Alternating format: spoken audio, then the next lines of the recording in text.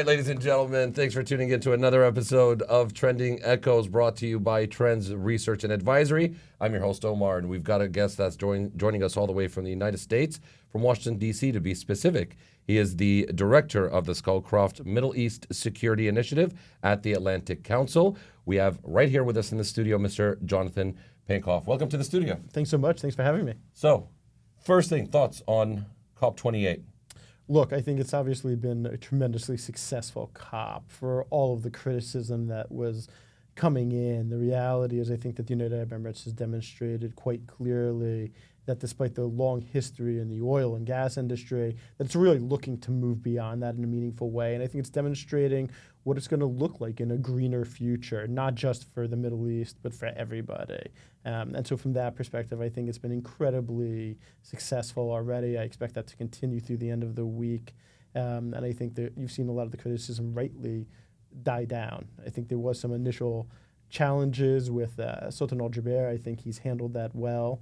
And we'll see where it goes from here. But a successful COP, to be sure. You're talking about Mr. Sultan. What exactly are we talking about? Yeah. Was it the debate that he was having? Yeah, that's exactly right. So Okay. he had a debate, and I thought it was an interesting debate. And I think, you know, what he said is not wrong in that oil and gas fossil fuels are going to play a continuing role. The question I think that it really folks have to get to is how long that lasts and how do you eventually move away. It's going to become less of a priority, less of a critical issue. That, in other words, oil and gas, I think it's true, is not going to be sustainable at the levels it's at now, where we need to move toward a greener future, toward more alternatives to wind, to solar, to hydrogen eventually.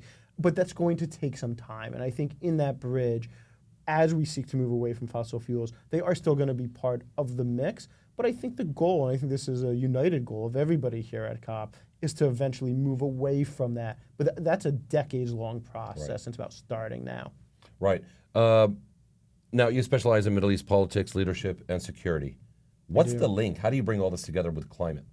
Yeah, it's a great question. So I think a lot of people think of national security, whether U.S. national security or Emirati national security or whatever country you're from, and think of, you know, military force, think of war, think of conflict, think of foreign policy.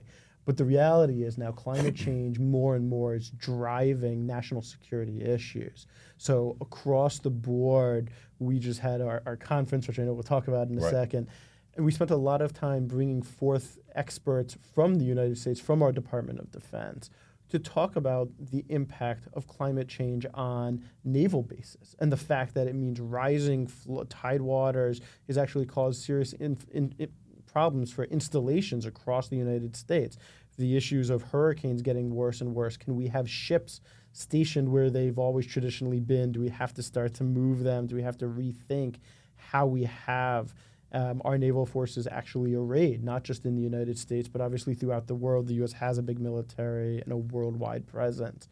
All of those issues, I think, are coming into the question. We had another panel in which the Assistant Secretary of the Air Force talked about how we're literally changing all of our jets, our fighter planes, to be much more fuel efficient, which is obviously incredibly important and positive for the environment, but it's also incredibly good for the U.S. Less fuel means a lighter weight airplane, which means they may be able to go faster. There's a direct connection on a whole lot of these issues that I don't think has traditionally been explored, but it is becoming more and more something that people have to consider and think about. What are some of the serious threats, in your opinion, when it comes to security of any given countries, given the resources that are related or tied into sustainability in the future? Yeah, it's a great question. So I think one is just a question of fuel. The reality is some countries, we're seeing this now, especially in Europe after Russia's invasion of Ukraine, the energy shortages that they have can affect their militaries. The energy shortages that who has? That the European countries have had, for instance. That you have to reprioritize resources. So if you have energy shortages and you have military requirements, do you have enough, frankly, fuel for your tanks, enough fuel for your planes? Do you have enough fuel for your forces? If you do, and you're able to take it from there, what we've seen were big concerns. Do you have enough fuel for your population? Do you have enough energy for your population? Because oil and natural gas have for so long been what sustained everybody's home heating in Europe and in the U.S. and every place that it gets cold. I think our European colleagues have seen that there was a real challenge, for instance, of being so reliant on Russian oil and gas. They've tried very, very quickly to change it, including with help from a number of partners here in the Middle East. But you've also seen a big kick for them to say that for our own domestic security, we can't do this anymore. We have to get to alternative climate options. We've got to talk about more wind power, more nuclear power, which for years there was a push against nuclear power, and now you're starting to see it come back into vogue. And so I think there's a direct connection there that's really starting to be felt much more acutely. Why is it that we did see a lot of pushback against nuclear power? What's the main reason behind it? Is it because of what it sounds like, nuclear power? Is that pretty much it? Yeah, I think that's right. I mean, look, the reality is if there is a problem at a nuclear power plant, it can be catastrophic for not just 10 or 20 people, but for thousands upon thousands of people. We have seen historic examples of this. Right. Obviously, we saw it in Japan. Fukushima. In Fukushima, right. Exactly right. Chernobyl. Yep, Chernobyl, exactly. Well, what's to prevent that from happening again? Well, I don't think there's anything to prevent it. I mean, in terms of technology, sometimes there's a technological error, but usually it's human error. Usually, right. In Fukushima, you had a natural disaster that was not seen. The reality is Chernobyl was frankly human error, not insufficient monitoring. There are better processes now. There are better capabilities now. There's better awareness now. There's better expertise now of how to ensure that there's safety. And if you think about it compared to the number of nuclear power plants worldwide, it's actually been incredibly safe and one of the greener technologies that you can have. Do I think it's a long-term technology? No. If you can get to a technology, whether it's hydrogen or something else, in which the risk is even less, that if you had a nuclear power plant meltdown, you wouldn't have the issues that you did at Chernobyl, then of course that's a positive. But I think, like oil and gas, it's probably going to be something that for a transition period of the next 30, 40 years should be in the mix. It's going to have to be, even if we seek to eventually move away from it. Right. Do you think we're actually making enough progress? And I'm only asking this because somebody asked me yesterday, said, how do you gauge the progress that we're making when it comes to being more sustainable, more climate friendly? And it was a good question. How do you gauge it, in your opinion? Now, I know this is a bit away from your area of expertise, being security leadership, but in your personal opinion, how do we gauge if we're actually making progress, if we're making any headway here or not? It is a good question because I think every country uses different metrics, and then there's obviously questions of international organizations are gauging it one way, individuals are frankly gauging it another way. I think the reality is, look, we're not seeing mean temperatures come down at the rates that we need them to. Obviously, that would be one important gauge. If we saw global mean temperatures drop in a meaningful way, if we saw the increase at which they're going up not go up as quickly, that would also be. There's measures of carbon dioxide in the atmosphere. There's measures of sustainability that a number of organizations have put out. Sorry to interrupt you, by the way, but also you just mentioned something which reminded me of another question from the same person, who clearly is on one end of the spectrum here, right? Asking me, well, what is the measure of carbon dioxide in the atmosphere? Is it really a problem? Yeah. Is it a problem? The honest answer is I don't know because I'm just not a scientist. I believe climate change is absolutely real. I believe it's man-made. The scientists who are experts tell me that it is a problem, and so I absolutely believe it's a problem. Now, I think the real question is, how much of a problem is it compared to all of the other issues related to climate change? And when you rack and stack them, when you try to prioritize what do we tackle first, or first, second, and third together, I think that's a question that it makes sense to me intellectually to prioritize carbon. But if somebody else said, look, you can get at carbon through also tackling other ways, sure. I think the question becomes really one of almost politics because the challenge is, for all of the work that I think we're doing here at COP, that a number of nations have undertaken, for all of the work the United States has done and that Secretary Kerry has emphasized, I think absolutely rightly, a lot of our European partners, Canadian partners, for some Latin American countries, the reality is you have in China, still, frankly. The biggest challenge, because if you don't get China on board and actually committed to the standards and means, it's going to be very, very hard to break through. Now, China's not alone. There's also challenges from other parts of the developing world, in the global south, Africa, India, others. But when it comes to international leadership on the issue, the reality becomes, how do we measure it? I'm coming from the world of security and politics. I measure it from, do we have alliances and do we have agreement, even with U.S. adversaries on this specific issue of climate change, in which we've come to political agreements to say, yes, for the good of all of humanity, we're going to make a concerted effort to actually have progress on climate change. You said something interesting, getting China on board. Yeah. From a security and leadership perspective, do you think that's possible? If China was to realize that they have control over the resources needed to make this change, do you not think they would want to maybe pull back and say, no, we're okay? Or do you think they'll play ball? No, I mean, look, I think it's a challenge. I think we've seen this being a challenge for the last decade, but I think there's a lot of things that influence this. Part of it is just a question of prioritization, including I'll take it from a U.S. perspective, I worked for the American government for a number of years.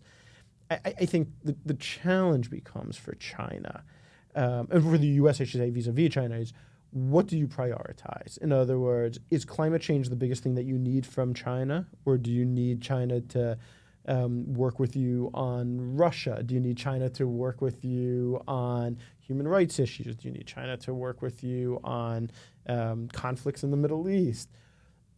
You're not going to be able to get everything. There is no relationship in which, especially adversaries, are going to be able to make a deal covering everything.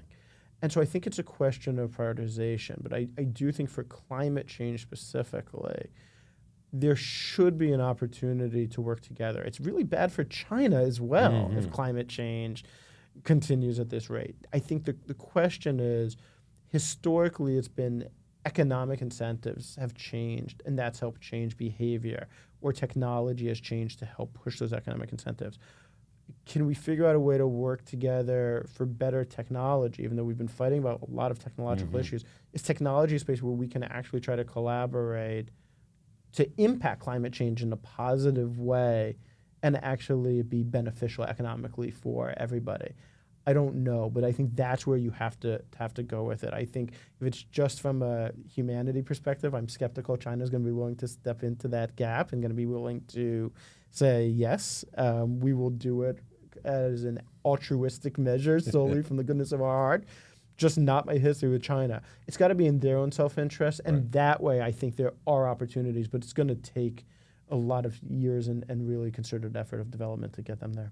Now, correct me if I'm wrong, but don't they also control a big portion of the resources in Africa when it comes to, I guess, the minerals or the main components required for EV batteries? Yeah. Does that not say what we're talking about? I mean, that in advance, China's looking to take control of these resources. Yeah. Is that the case? I mean, is that pretty much what they're trying to do? It is. I mean, look, I think China... How does China even gain access to that land in Africa? So there's a couple of things. One is, what you were talking about is natural raw minerals, cobalt, lithium, others that are critical for everything from advanced battery technology to solar panel production. But do you buy that land? Like, is that what it is? Usually what happens is that you have development. So China for years has had what's called the Brick and Road Initiative, which is aimed at China, in theory, working with a number of countries, largely in Africa, but other places in the world, Southeast Asia as well, and saying we're going to invest bridges, roads, railways, lots of infrastructure.